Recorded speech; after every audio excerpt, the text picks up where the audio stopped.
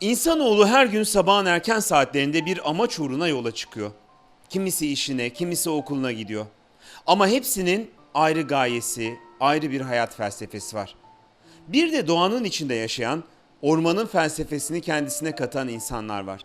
Hayatını ormanın içinden kazanan, ormana ömrünü adamış insanların sesleri şehrin gürültüsünde hiç duyulmasa da, genel medyada yer bulamasalar da onlar ormanların hem bekçileri hem hayat verenleri.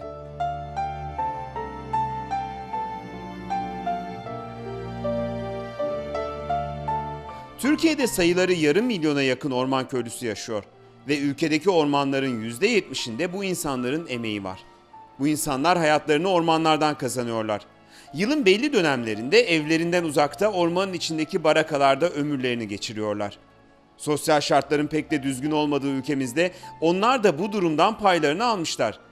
Birçoğu ailesiyle birlikte asgari ücret seviyesinde bir yaşam sürmeye çalışıyor.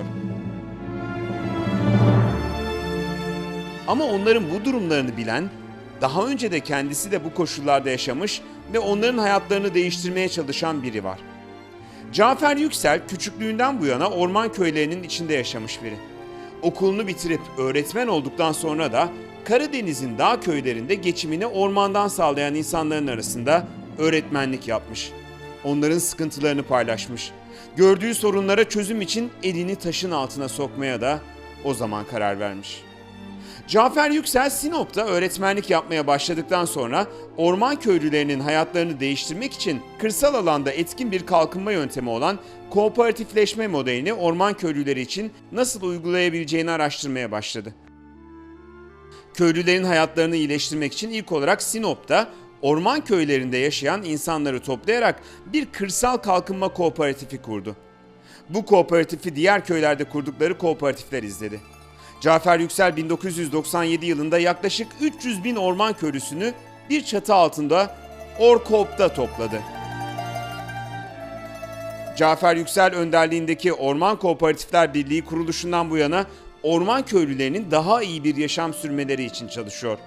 Köylülerin eğitim, barınma, ulaşım gibi sorunlarını çözmeye uğraşıyor. Ürettikleri ürünleri pazarlamalarına ve yerine yeni pazarlar bulmalarına yardımcı olup gelirlerini artırmaları için ön ayak oluyor.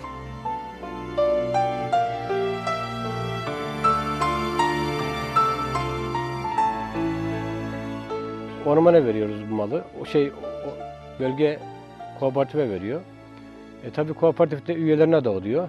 Üyeleri yaptıktan sonra bunu odununu toplu olarak alabiliyoruz. Artı %25 veriyor, %10'unu alıyoruz.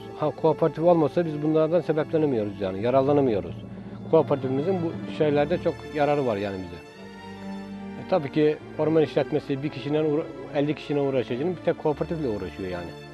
Sadece onu biliyor, kooperatifi biliyor. Üyeleri bilmiyor. Şurada mesela ormanda bir problem olduğu zaman, bir sıkıntı olduğu zaman direktmen başkanı tanır yani. Üyeleri tanımaz. Üyelerle muhatap olmaz yani. Kooperatifimizin parası varsa, bir miktar parası varsa tabii ki arabamız arızalandığı zaman yaralanıyoruz. Efendime söyleyeyim bir hastamız falan olduğu zaman yaralanıyoruz.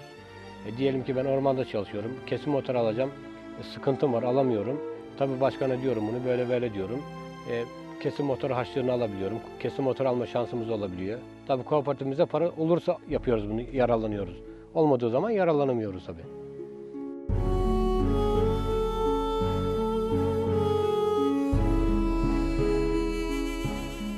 Cafer Yüksel kimsenin seslerini duymadığı orman köylülerini tek bir çatı altında topladı. Onların birçok ihtiyacının karşılanması için ve daha iyi şartlarda yaşamaları için çalıştı. Hem orman köylülerinin hayatlarında hem de ailelerinin hayatlarında kocaman bir fark yarattı.